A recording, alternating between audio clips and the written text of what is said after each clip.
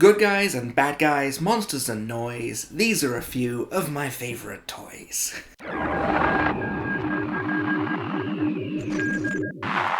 Hello there, welcome back to the channel. I am Grand Moff Tony. Now this week we are doing something just a little bit different, which, as I've said before, is what you say when you didn't have a plan. All jokes aside, a couple of weeks ago when I was doing my best figures of the year list and my updated best figures of all time list, I realised there are a lot of figures in this line that I absolutely love and I never get to talk about. Because while they're great, and I love them for a number of reasons, whether it's engineering, artistry, or just the story behind how I came to own that particular figure, there are always figures that are better than it, like objectively just superior. And that means that there are a myriad of figures that I absolutely adore, and they never get the light shone on them. And I guess that kind of thing will happen when you've got a toy line that's been going on for over 10 years now, and you only really get to talk about figures as you get them. So you talk about the newer figures, but a lot of the older figures from before I was doing YouTube and before I was seriously collecting, I hardly ever get the chance to talk about them. But we're going to change all of that right now. This week we're going to be talking about some of my favourite figures from this line that never really get onto top 10 lists. I haven't really done this in any particular order because, as well as being kind of fed up of doing lists at the moment, I was also fed up of just saying numbers, because I feel like it's all I've done for the last month and a half on this channel is just say at number 5, at number 4. So I'm not saying numbers. These are in no particular order. These are just as I thought of them. 20 or so Black Series figures from my collection that are just my personal favourites. Whether it's something to do with the figure, whether it was a particularly standout example of how great this line could be, or whether it's just a character that I'm attached to, a figure I'm surprised they made, or whether there was just a really cool story behind how I got the figure. So yeah, no ranking, no numbering, I'm just going to sit here and talk about Star Wars The Black Series figures that I absolutely love. It's going to be in the same kind of vein as my Everything I Love About This Line video, which I probably will do a continuation of someday, and this is probably a soft sequel to it, if you like. Kicking things off, I love the Bad Batch figures. We recently reached the Bad Batch in our yearly canon watch through, and I was so excited to get back to grips with these characters again, and it just reminded me how much I loved their Black Series figures. I think they are fantastic. The way that they've captured the individuality of each character, but also made it obvious that they are all clones of the same person. I just think they look great together. You get them all in a group and they just look fantastic. I'm still missing the Bad Batch variant of Crosshair, but I've got the Imperial variant, and I feel like he just kind of fits into the group like that. It looks like the TV show dynamic rather than that, 3 or 4 episodes we've got of them in the Clone Wars. I love the Force Ghost Yoda that came out in the Force Spirit 3-pack last year. Obviously I talked about Anakin on my top 10 best of the year, but Yoda was such a strong contender because it's such a massive improvement over that original Force Spirit Yoda, the one that I've looked at time and time again thinking,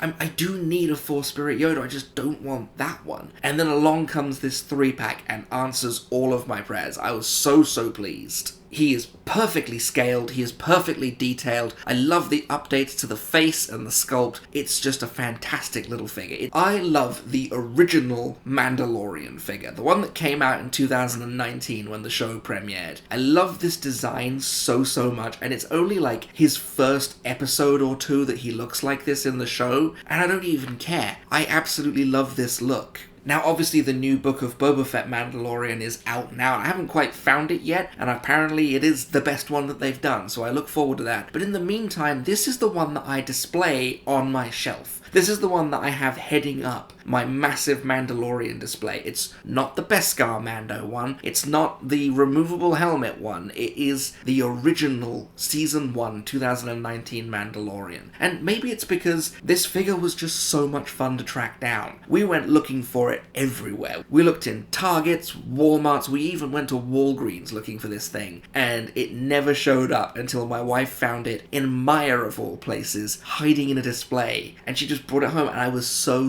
happy. It's a brilliant little figure. It took us ages to find and it's still my favourite of the Mandalorians. I absolutely love the Santa Claus Range Trooper. Now, I'm going to take a second here to gush over all the holiday figures because I love this little mini beat gimmick that they've got going on. I will buy every single one of these things, no matter what, because they are so much fun. They make me so happy. It's combining Star Wars with Christmas. It's perfect. But if I had to pick one of them, and I couldn't just sit here and say they're all my favorites, it's got to be the Santa Claus Range Trooper. I always have this guy heading up the front of the display, and I always feel like this is the leader of the 1225th Festive Legion. He's my favorite out of all the ones that they've done, and I just love getting him out of the box every year. And he's still on my shelf right now, even though we are getting towards the end of January. I don't care. I love these guys. I will take any opportunity I can to look at them and any opportunity to talk about them because they're fun. I love that little BB-8 that comes with Scavenger Ray all the way back in the red line. I could be wrong, but I feel like this is the only time the Black Series did BB-8, and I just love this guy.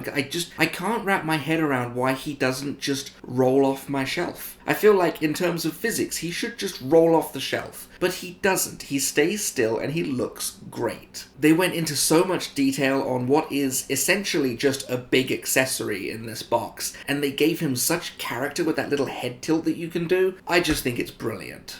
I think that the Dryden Voss figure is absolutely fantastic. I love the heat gimmick on his face that makes those little coloured lines flash up like it does in the movie. I think it is fantastic. But beyond that, it is just a brilliantly engineered little figure. He can pull off so many great poses, and this figure came out pretty early on in the Red Line. I feel like Solo came out just after The Last Jedi, so the Red Line was really starting to find its feet at that point, and I feel like this was one of the first really, really great ones that they knocked out of the park. And I'm not going to delve into wishlist territory here, but I still feel like the Dryden Voss body would be a great base to build a brilliant Bail Organa figure around. The Client from The Mandalorian. What a fantastic head sculpt. A figure that I never even knew that I wanted, and then I got it and I fell in love with it. So many great accessories in that box. You get the Camtono, you get all that Beskar, you get the tracking fob. It's just a brilliant figure, and then get past all those accessories and there is a fantastically made figure in the box with them. Such a great head sculpt, such a great likeness. It is fantastic. I feel like this figure had absolutely no business being as good as it was. It is so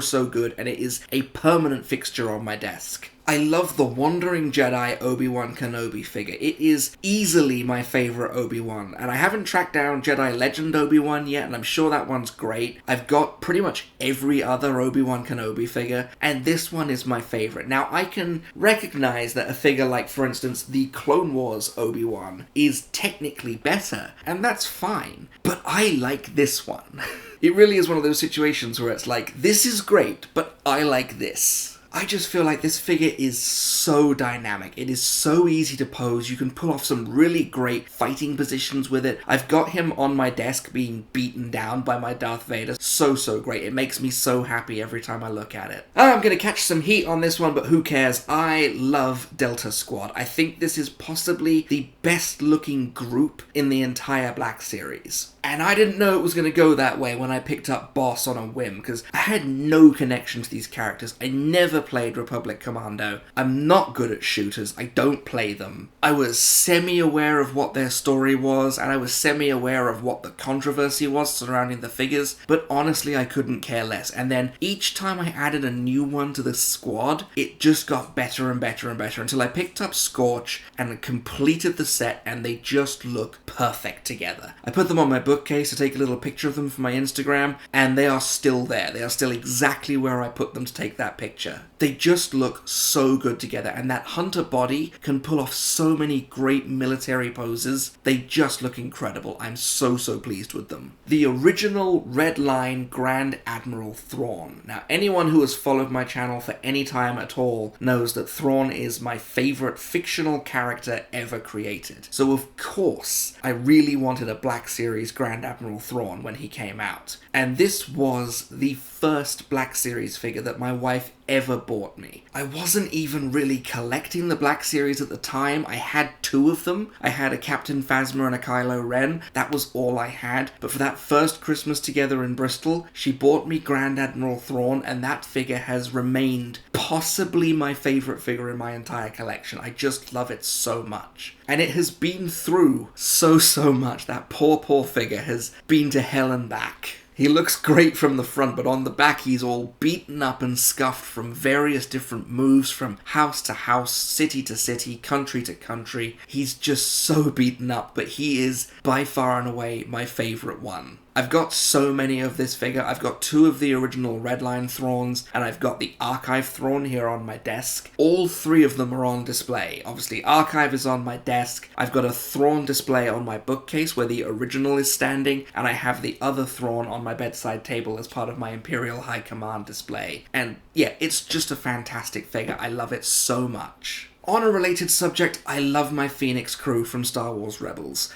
Once again, anyone who knows anything about me will know that Star Wars Rebels is my favourite Star Wars anything. It's my favourite show. If you strung it all together and turned it into a movie, it would be my favourite movie. It's just my favourite anything. These characters mean so much to me, and that's why I have them right here on my desk, right where I can see them every day while I'm working. Barring Zeb and Ezra, I've had 2 of each of these characters as the line has updated. Obviously, I got the original Redline versions, and then when the Galaxy versions came out, I rebought Hera, Sabine, and Kanan. I had a second Chopper accidentally bought for me. I cannot sing the praises of these figures enough because they are a perfect representation of how much I love this show and how much I love these characters. I am endlessly happy with my Star Wars Rebels figures. I absolutely love my Dr. Aphra trio, Dr. Aphra, 000, and BT-1. There was a time in my life when I never thought I was going to find these guys. I found them in an FYE back in 2019, and I left them there because I thought, FYE prices for characters that I don't really know, I'll pass on them. What a fool I was, because obviously then the lockdown happened, and I got to read the comics and the story of Dr. Aphra during that time, and I wanted to get back to that FYE so much,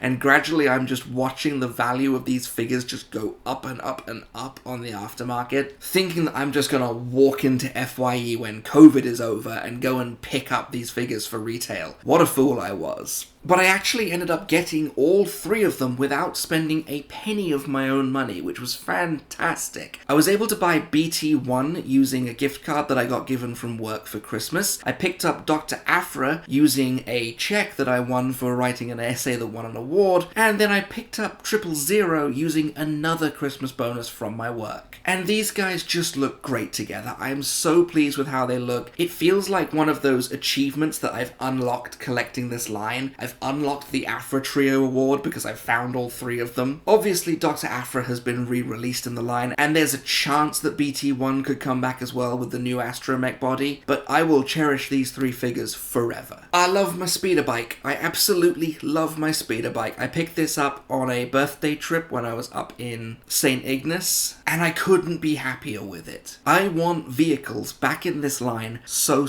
bad, but I understand why we can't have them, because it's just not cost efficient to get these guys out into the line. But the level of detail on this figure is insane to me. I've got a bunch of the vehicle figures that we got in the line. I've got the speeder bike, I've got Enfys Nest, I've got the Snow Speeder, I've got the Dewback if we count Dewbacks as vehicles. But out of all of them, the Return of the Jedi speeder bike is by far my favourite. It's so cool. For such an old figure, it really holds up. And it just goes to show what we lost when they stopped making vehicles. I absolutely adore my Empire Strikes Back hero trio. I'm of course talking about the Bespin Luke Skywalker, the Bespin Han Solo, and the Hoth Princess Leia. These are 3 of my favourite versions of these characters. Empire Strikes Back is not only my favourite Star Wars movie, it's my favourite movie of all time, full stop. So of course, if I'm going to have these characters on display, I'm going to have these versions of these characters on display. And obviously they are by no means the best versions of these characters. I feel like the Imperial Light Cruiser Luke Skywalker is probably a better Luke Skywalker than this one, but this one's my favorite. This is the one that I have on my bedside table. It's the one that I want to see every night before I go to bed. And that means something to me. I have to give a shout out to my Selfie Series figure. I love this figure so much. My Grand Moff Tony Black Series figure. I love it. As soon as they said they were doing this, I was like, I don't care how much that is, I'm doing it. And I'm so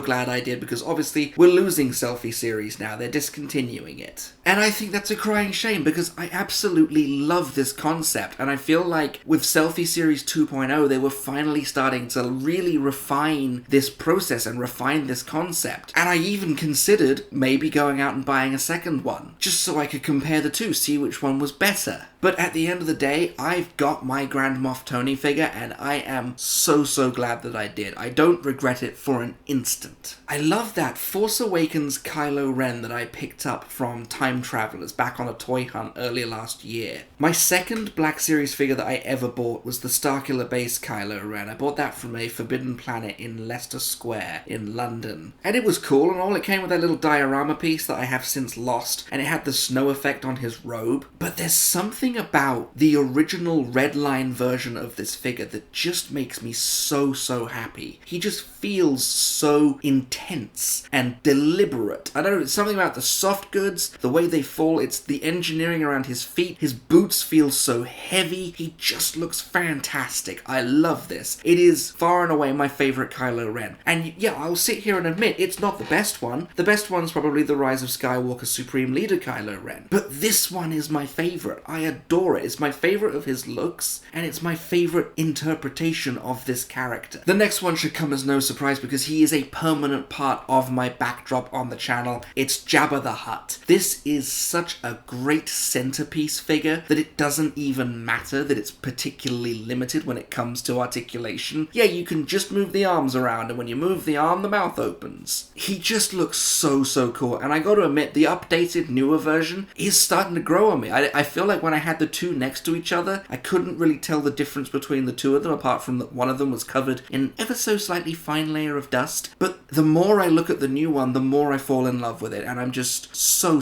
happy with how it looks. It's a great centerpiece for any collection. Since we're talking about my YouTube display, I love this Supreme Leader Snoke. It is so cool. I was so worried when I was getting into the Black Series that Snoke wasn't gonna be tall enough. I had that Elite Series diecast Snoke for the longest time, and that was my Snoke in my collection. But as time went on, I got less and less satisfied with it. Like, it looks great, don't get me wrong, and it scales ever so well with the Black Series. But one of my favourite parts of The Last Jedi is the throne room scene. It's having Snoke sitting on his throne just looking supreme. Like, he's Supreme Leader Snoke, and if I looked like that while sitting on a throne, yeah, I'd feel pretty supreme myself. The problem with this figure was when it came out, I didn't want it because of the soft goods. I was still stuck in my angsty, I don't like soft goods phase. And then it kind of disappeared from the market for the longest time, and it was getting more and more expensive on eBay. And that was typically around about the time when I decided, actually, I do really want that. That looks really cool. I think I could build a cool display using that. Well, luck was very much on my side, because I was able to track this set down at retail at the Holocron toy store down in Texas. I didn't go to Texas, I found it online and I had them ship it to me. And ever since then, he has lived on my desk, and he just looks so cool. Very supreme. This'll come as a surprise to no one. I love the Mon Mothma figure from the Andor line. It took everything I had to not put this figure on the top 10 best of the year. Everything I had. Every time I thought I found a reason that I could include her, I found a figure that was better in that regard, and I was so bummed. But I'm including her here because I absolutely adore this figure. I don't care if it's a traffic cone. I don't care if her sleeves point off in different directions while she's holding her hands up. I think this figure is fantastic. She looks incredible. It has a great head sculpt, a brilliant paint job, and it's such an important character. And I will not stop saying that until somebody listens. It's such an important character. Yeah, exceptional face, fantastic artwork on the paint job, and it's Mon freaking Mothma. I love this figure. This one might surprise a few people. I love my General Grievous figure. I know a lot of people have problems with this figure falling over or not looking tall enough or whatever, but I have never had any problems with my General Grievous. He has never fallen over. I just sort of stand in there and he looks so cool. I mentioned in the previous Everything I Love About This Line video that I love the fact that his cape has pockets, and I am bringing that back. I love the fact that his cape has pockets. It's such a niche, deep-cut detail, and I cannot believe they did it, but it looks so great. And yeah, it makes his cape a little thick, but it's just worth it for that extra layer of in-universe detail. It just looks so menacing, even without any of his lightsabers out. I just have mine posed on my shelf with his hands behind his back, like wrapping his cape back, and he just looks so intimidating, lurking at the back of my Clone Wars display. Grievous is one of my favourite villains in all of Star Wars, and I absolutely adore this figure of him. In a similar vein, let's talk about the Padme Amidala figure, the only one that we've got for some reason for now. There is a new one coming. It took long enough for us to get a new Padme figure, but I am so pleased that she's coming. But for the time being, this one is just great. I absolutely love how they've nailed the likeness in the face. The articulation just makes her look like she's got so much attitude. It's fantastic. She just brings something to a Clone Wars display that I can't put my finger on, and she is incredible. I'm so pleased with it. Don't get me wrong, I'm glad we're getting another one. I wish it was the red dress Queen Amidala, but I'll take what I'm given, and I will be very pleased with it, I'm sure. But for now, the Attack of the Clones Padme is exceptional. And wrapping things up, I love the Sith Apprentice Darth Maul from the Lucasfilm publishing line. There have been so many great Darth Maul figures. This one was the first. This was the first great Darth Maul figure. It is so good. I could be wrong, but I believe it uses the same leg assembly as the original Maul, but you don't feel it as much. Now that could be because I'm completely wrong and they're actually different legs, but I love the way shirtless Maul looks. He's just incredible. His face has got so much personality. You can get such expression out of his articulation. It was the first great Maul figure, and they have gone from strength to strength ever since. So those were a decent handful of my favourite Black Series figures in the line that, while they may not make any kind of top 10 list, whether you're talking about best of all time or even best of the year when they came out, these are the figures that I love to have on display because they just bring something to me, whether it's an appreciation for how they look or the story of how I got them, how it brings back those memories. I absolutely love these figures. I'm so pleased with them. I feel like we're entering a new golden age of the Black Series, with every new release coming out either being, good or great. And that really is the big takeaway that I hope people get from this video. I think we have a tendency, particularly in